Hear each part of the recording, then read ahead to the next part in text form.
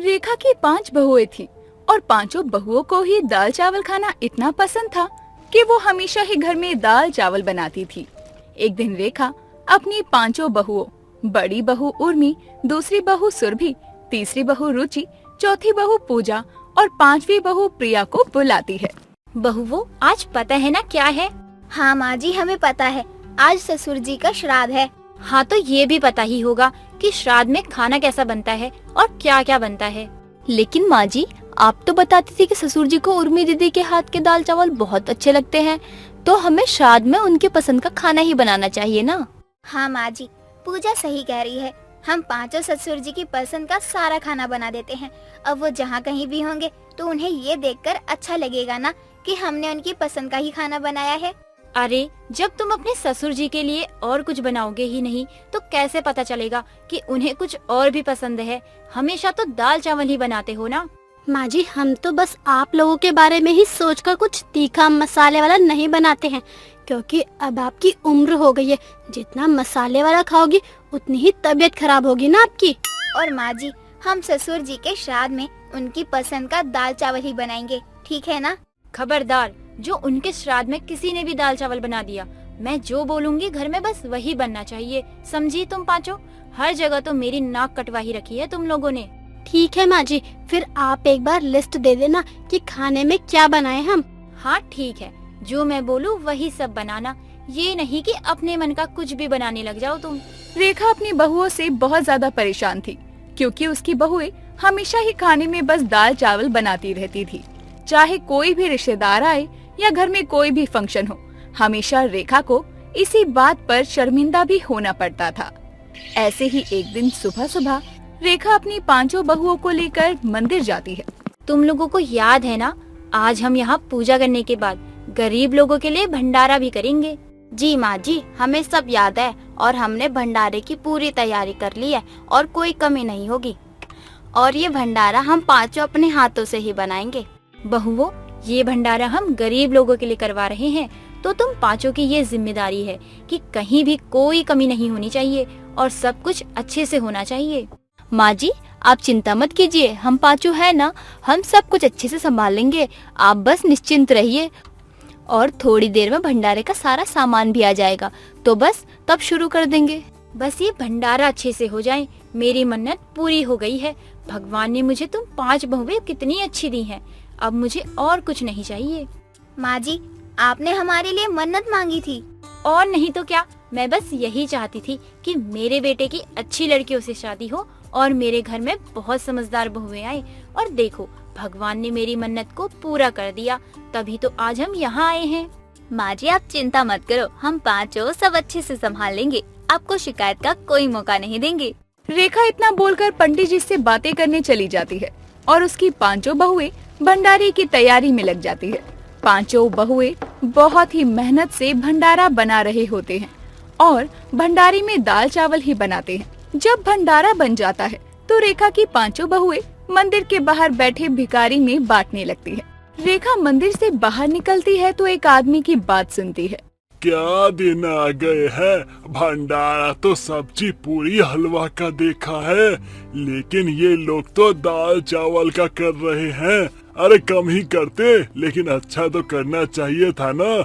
बताओ, भगवान के नाम पे भी ऐसे खेल खेल रहे हैं। उस आदमी की बात रेखा सुन लेती है और ये सारी बातें सुनने के बाद रेखा अपनी पांचों बहुओं पर बहुत ज्यादा गुस्सा करती है। जब पांचों बहुएं और रेखा घर आती है तो रेखा गुस्से में थी। तुम पांचों को मैंने पहले ही बताया था कि भंडारे में कोई गड़बड़ नहीं होनी चाहिए, लेकिन तुम में से किसी के भी दिमाग में मेरी बात नहीं गई। माँ जी, आप इतना गुस्सा क्यों कर रही हो? आखिर हमने किया क्या है? हमारी गलती क्या है? आप इतना गुस्सा क्यों कर रही हो? हमने तो आपकी बात को अच्छे से याद करके वैसे ही किया है जैसा आप चाहती थी। अच्छा, मेरी बात मानी है तो जरा ये बताओ कि भंडारे में हलवा पूरी चने सब्जी ये होता है, लेकिन तुम्हारे भंडारे में भी दाल चावल होता है। अरे हद है बहू, मुझे लगा कम से कम इसमें तो तुम दाल चावल नहीं बनाओगे। रेखा इतना बोलकर गुस्से में वहाँ से चली जाती है। अपनी सास की इतनी ज्यादा बातें बोलने के बाद भी रेखा की किसी भी बहू को अपनी गलती का एहसास नहीं होता। वो अब भी दाल चावल ही खाती रहती। कुछ दिनों बाद उर्मी का पति आलोक जब ऑफिस के लिए निकलता है तो उर्मी टिफिन लेकर आती है। अरे आलोक जी, आप अपना टिफिन भूल रहे हो। टिफिन तो लेकर जाओ। हाँ, तो टिफिन में कुछ अच्छा तो है नहीं जो मैं लेकर जाऊँ। रोज वही दाल चावल बना देती हो। अरे तुम्हें खाना है तो खाओ ना, लेकिन मेरे लिए कुछ अलग से बना दिया करो। आलोक जी, ये कैसी बातें कर रहे हो आप? घर में जो एक के लिए बनता है वही सबके लिए भी बनता है। ऑफिस में मेरा मजाक बनने लगा है कि मेरे घर में खाने को कुछ नहीं होता है। मैं बहुत गरीब हूँ, इसलिए बस मैं रोज दाल चावल लेके आ जाता हूँ ऑफिस। अरे तुम्हें पता भी है कितना मजाक बनता है मेरा, कैसा लगता होगा मुझे। आलोक जी, ये कैसी बात कर रहे हो? अरे दाल चावल हमारे भारत का प्रमुख खाना है, कोई इसे खाने से कैसे मना कर सकता है? और अगर आपको नहीं ले जाना है तो मत ले जाइए, कोई जबरदस्ती नहीं है, मैं खा लूंगी। हाँ, तुम तो खा ही लोगी, तुम्हें इतना पसंद जो है। लेकिन मुझसे ये उम्मीद मत ही रखना, क्योंकि मैं तुम्हारी तरह रोज रोज दाल चावल नहीं खाऊंगा। तुमसे उम्मीद ही कौन कर रहा है? अगर तुम सच में मुझसे प्यार करते ना तो तुम्हें भी ये दाल चावल उतना ही पसंद होता जितना मुझे है। उर्मी की बात को सुनकर आलोक वहाँ से गुस्से में अपने ऑफिस चला जाता है। रेखा की पांचों बहुएं खुद तो दाल चावल खाती थी, लेकिन साथ में उनकी वजह से पूरे परिवार को भी बस दाल चावल ही खाना पड़ता था, और यही बात रेखा को बिल्कुल भी पसंद नहीं आ रही थी। कुछ दिनों बाद रेखा ने अपनी और अपनी पांचों बेटियों के लिए अलग ही रसोई बना ली थी, जिसमें वो रोज रोज अलग अलग तरह का खाना बनाती। ऐसे ही एक दिन रेखा ने सोया चाप और नान बनाए थे, जिसकी खुशबू पूरे घर में फैली हुई थी। रेखा अपने बेटे आलोक के साथ आराम से बैठकर सोया चाप और नान खा रही थी कि तभी सोया चाप की खुशबू से उसकी पांचों बहुएं आती हैं। माँ जी, ये आप क्या खा रही हो? अरे तुम सबको अब मैं ये कैसे बताऊं? तुम पांचों तो कभी दाल चावल से ऊपर गए ही नहीं हो। माँ जी, अब तो पूछ रहे हैं ना हम तीनों, तो बताओ ना ये क्या है? माँ छोड़ो ना इन्हें, आप इन्हें दाल चावल ही खाने दो। इन्हें बता के भी क्या होगा। आप ना सोया चाप खाओ, और इसमें पुदीने वाली चटनी भी है अलग से, उसका भी स्वाद तो है, मजा ही आ जाएगा। ऐसा क्यों बोल रहे हो जेठ जी? वो तो मैं बस इसीलिए दाल चावल खा लेती थी क्योंकि बाकी की भी बहुएं खाती है। हाँ माँ जी, मैं भी बस इसलिए ही खाती थी। अच्छा माँ जी, मुझे थोड़ा सा ये मिलेगा जो आप खा रही हो। आपको देखकर ना मेरा भी मन कर रहा है खाने का। मैं तो बोर हो चुकी हूँ रोज रोज वही खाकर। आप रोज इतना अच्छा और अलग तरह का खाना बनाती हो, अब मेरा मन हो रहा है। माँ जी, क्या मैं भी खा सकती हूँ ये? हाँ, क्यों नहीं। माँ जी, मन तो मेरा भी बहुत हो रहा है, थोड़ा मुझे भी मिलेगा। ये सब मैंने तुम्हारे लिए ही बनाए हैं। अब मेरी बात ध्यान से सुनो। मैं मना नहीं कर रही हूँ कि दाल चावल अच्छा नहीं होता है या नहीं खाना चाहिए। मैं बस इतना बोल रही हूँ कि रोज रोज एक ही खाना अच्छा नहीं लगता है। हमेशा बदल बदल कर खाना चाहिए, स्वाद बना रहना चाहिए। जी माँ जी, समझ गए। रेखा की बात उसकी पांचों बहुओं को समझ आती है, और अब वो रोज दाल चावल खाना कम करके बाकी अलग अलग तरह का खाना खाना भी ट्राई करती हैं। चंदा अपने मजदूर पति किशन लाल के साथ रहा करती थी। चंदा की कुछ ही समय पहले शादी हुई थी। चंदा की सास शकुंतला हर वक्त बीमार रहती थी, जिस वजह से किशन लाल जो भी काम कर कर लेकर आता वो घर के राशन और उसकी माँ के दवा में ही खर्च हो जाया करता। एक रोज किशन लाल थका हारा घर आता है और वो उदास भी होता है। चंदा, एक गिलास पानी मिलेगा क्या? बहुत जोरों से प्यास लगी है। क्या बात है, आज तो कुछ ज्यादा जल्दी नहीं आ गया? सब ठीक तो है ना? माँ, कुछ भी ठीक नहीं है। मेरे मालिक ने मुझे और बहुत से लोगों को काम से निकाल दिया। वो कहते हैं धंधा सही नहीं चल रहा है, तो भला पगार कैसे देंगे, इसलिए निकाल दिया। अरे ऐसे कैसे निकाल दिया? आपको पता भी है कि बिना बताए किसी को भी काम से निकालना गैर कानूनी होती है। चंदा, हम मजदूर है, मजदूर के लिए क्या कानूनी क्या गैर कानूनी। हमें बस 2 वक्त की रोटी कमानी होती है, जिसके लिए हम काम पर जाते हैं, और वो मिल जाए तो जीवन अच्छे से व्यतीत करते हैं, और ना मिले तो भूखे सो जाते हैं। अच्छा, ये बातों को छोड़ो, मैं कल जाके दूसरा काम देखता हूँ। चंदा, किशनलाल और शकुंतला के बीच ये सारी बातें चल रही होती हैं। तभी उनकी पड़ोसन रजनी वहाँ आती है और बोलती है, अरे क्या बात है, लगता है किसी गंभीर समस्या पे बातचीत हो रही है। मेरा आना बेकार ही रहा। अरे नहीं, आजा, बैठ, किसी काम से आई थी। अरे नहीं, मैं तो बस तुझे देखने चली आई, तेरा हाल चाल लेने चली आई। और तेरी तबीयत पानी तो ठीक है ना? और आज किशनलाल इतनी जल्दी काम पर क्यों चला गया? सब ठीक तो है ना बेटा? हाँ, रजनी काकी, सब ठीक है। आप बैठिए, मैं जरा बाहर से होकर आता हूँ। इतना कहकर किशनलाल वहाँ से चला जाता है। अब रजनी शकुंतला को धीरे से कहती है, अरे क्या बात है, तू मुझसे कुछ छुपा रही है क्या? अरे बता मुझे, मुझसे जितना होगा मैं उतना तो तेरी मदद करूंगी ही। अगर तू बताएगी नहीं तो मुझे पता कैसे चलेगा? और एक पड़ोसी ही तो दूसरे पड़ोसी की मुसीबत में काम आता है। अरे ना जाने किस वजह से किशनलाल को काम से निकाल दिया है, इसीलिए थोड़ी चिंता बनी हुई है, और कोई बात नहीं। अरे ये तो बहुत अफसोस की बात है। हाँ, मुझे भी बहुत चिंता हो रही है कि घर कैसे चलेगा, क्या होगा। अब काम ढूंढने में भी समय लगता है। अब किशनलाल इन्हीं बातों को लेकर परेशान है थोड़ा। अरे बता, अभी कुछ महीने पहले ही बेचारे की शादी हुई है और अभी काम ही छूट गया। वैसे मुझे तेरी बहू से शिकायतें बहुत हैं, शादी के बाद कोई दावत नहीं दी। अरे बहू, मैं तो तेरी पड़ोसन हूँ ना, कम से कम अपने हाथों से कुछ बनाकर तो खिला देती। हाँ हाँ, क्यों नहीं, अभी थोड़ी तंगी चल रही है, बाकी जैसा तू कहे। अरे तू तो पता नहीं कब से ये बातें कह रही है। अब तो मुझे ऐसा लगने लगा है कि तू दादी बन जाएगी, लेकिन तेरे बेटे की शादी की दावत धरी की धरी रह जाएगी। अरे गांव वालों को भी तो तुझसे उम्मीदें हैं ना कि तूने अपने बेटे की शादी की है तो तू दावत देगी। देख, मेरा परिवार अभी बहुत परेशान चल रहा है। जैसे ही सब कुछ ठीक होता है, तेरे घर वालों को दावत तो जरूर दूंगी। अरे तू तो अपनी है रजनी, इतना मत सोच। रजनी मन ही मन बहुत खुश थी कि किशनलाल का काम छूट गया है। अब रजनी के दिमाग में खुराफाती सूझती है और रजनी शकुंतला और उसके गरीब परिवार की बेइज्जती करवाने का मन बनाती है, क्योंकि शकुंतला ने रजनी की बहू की शादी के बाद खूब बेइज्जती की थी उसकी बहू के रंग रूप को लेकर।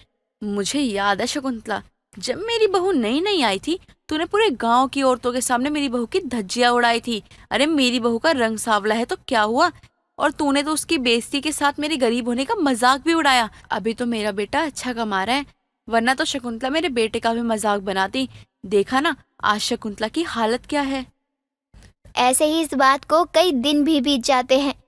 एक रोज चंदा गांव के लाला की दुकान पर से सामान ले रही होती है।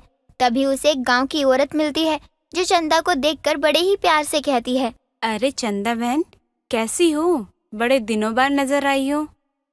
तुमने मुझे जो घर पे दावत का न्योता भेजा था वो मिल गया है, जल्दी मिलते हैं।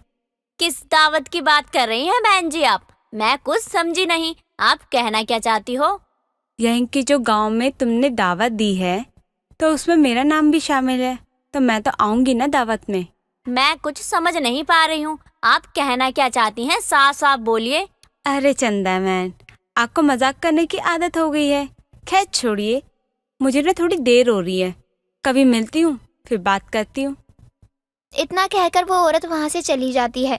चंदा कुछ भी नहीं समझ पाती और वो भी राशन का सामान लेकर घर लौट आती है और अपनी सास शकुंतला को कहती है, माँ जी, आपको पता है आज मुझे गांव की माया बहन मिली थी, लेकिन वो मुझे देखकर बहुत अजीब सी बातें कर रही थी कि गांव के सभी लोगों की दावत है तो मैं दावत में जरूर आऊंगी, पता नहीं क्या क्या। तेरी शादी में मैंने कोई खर्चा नहीं किया, तेरी और किशन की शादी मैंने मंदिर में कर दी। अब इन गांव वालों को तब से किशन की शादी की दावत की लालच लगी हुई है। हो सकता है वे भी तुझसे मजाक कर रही हो रजनी की तरह। उसे तू देखती है ना, हर वक्त दावत मांगती रहती है। यहाँ हम गरीबों को 2 वक्त का चूल्हा जलना मुश्किल हो रहा है। ये भी आप ठीक ही कह रही हैं माँ जी, यहाँ 2 वक्त की रोटी पर भी आफत है और सब दावत की बात कर रहे हैं। इधर किशनलाल काम ढूंढने में लगा होता है, वहीं दूसरी तरफ चंदा अपने घर के लिए जैसे तैसे 2 वक्त की रोटी का राशन जुटा पा रही थी। लेकिन एक रोज गांव के कुछ लोग चंदा के घर आते हैं, जिसमें महिला, बच्चे, अधिकतर लोग शामिल थे। अरे अरे, क्या बात है, आज तो लग रहा है पूरा गांव मेरा हाल चाल लेने आया है। मेरी तबीयत थोड़ी खराब हो गई थी, अब ठीक है। बताओ तुम लोगों का यहाँ कैसे आना हुआ इस गरीब खाने में? अरे हम तो तेरी बहू के हाथों का दावत खाने आए हैं। यहाँ गांव में ये औरतें और बच्चे इसलिए तो इकट्ठा हुए हैं। अरे मैंने चंदा बहन को उस दिन कहा था कि हम दावत खाने के लिए जरूर आएंगे, देखो हम आ गए। लेकिन खाने की दावत किसने दी? मैंने और बहू ने तो किसी को किसी तरह की दावत नहीं दी।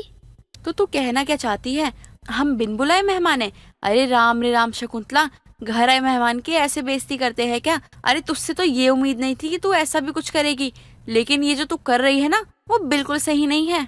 ये सब किसी की चाल है, मुझे और माँ जी को बदनाम करने की। खैर, जो भी हो, कहते हैं ना, घर आए मेहमान की कभी बेइज्जती नहीं करनी चाहिए। आखिर वह भगवान का रूप होते हैं। मैं ही कुछ करती हूँ। इतना सोचकर चंदा घर आई औरतों और बच्चों को आंगन में बैठने के लिए कहती है।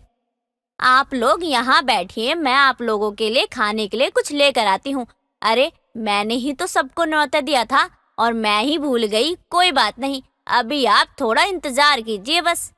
इतना कहने के बाद जल्दी से चंदा रसोई में जाती है और हलवा पूरी बनाने की तैयारी में लगती है।